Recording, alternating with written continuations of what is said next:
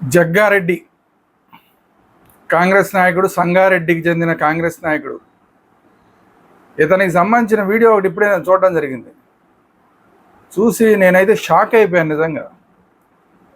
ఇతను ఒక దేవాలయం పైకెక్కి ఆ పైనుంచి లడ్డూ ప్రసాదాలను విసురుతున్నట్టుగా ఆ వీడియోలో ఉంది. కిందేమో భక్తులందరూ ఉన్నారు, పాపం దేవాలయానికి వచ్చిన భక్తులందరూ ఉన్నారు. వాళ్ళకి పైనుంచి విసురుతున్నాడు లడ్డూ ప్రసాదాలని. ఒక్కొక్కటి పైనుంచి కిందకి ముష్టి వాళ్ళకి విసిరినట్టు విసరడం కాకుండా, అది కూడా బలిసిన వాళ్ళు చేస్తారు. ముష్టి వాళ్ళకి కూడా మామూలు వాళ్ళు అయితే చక్కగా పెడతారు, ఒళ్ళు బలిసిన వాళ్ళు చేస్తారు. ముష్టి వాళ్ళకి విసిరి వేయటం అని చూస్తారా, అంతకన్నా ఘోరం అనమాట. ఆ గుడి పైకెక్కి అక్కడి నుంచి విసురుతున్నాడు లడ్డూ ప్రసాదాలను. వాటిని ఒక్కొక్కటి విసరటం మాత్రం కాకుండా, తర్వాత ఒక బేసిన్ లాంటిది ఉంటే బేసిన్ తోటి తీసి అలా విసురుతున్నాడు జనాల మీదకి. కింద ఎవరికి అందితే వాళ్ళు తీసుకోవాలన్నమాట. వాళ్ళు కింద కొట్టుకోవాలి ఆ ప్రసాదం కోసం అని చెప్పి. భక్తితో వచ్చిన వాళ్ళు వీడు విసిరే ప్రసాదం కోసం అని చెప్పి తొక్కిసలాట జరగాలన్నమాట. ఎంత బలుపుంటే చేస్తాడండి ఇలాంటి నాయకుడు.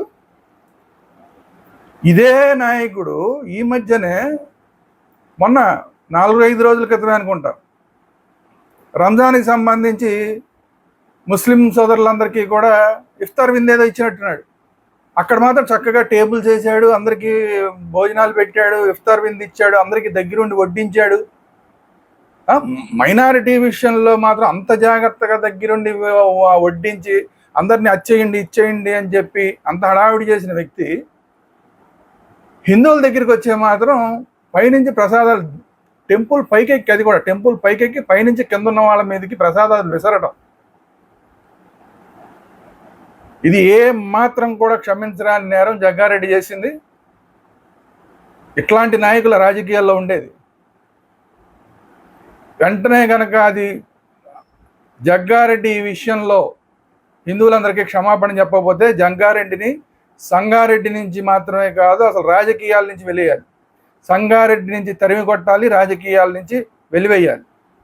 ఈ పని ఖచ్చితంగా హిందువులు చేస్తారు.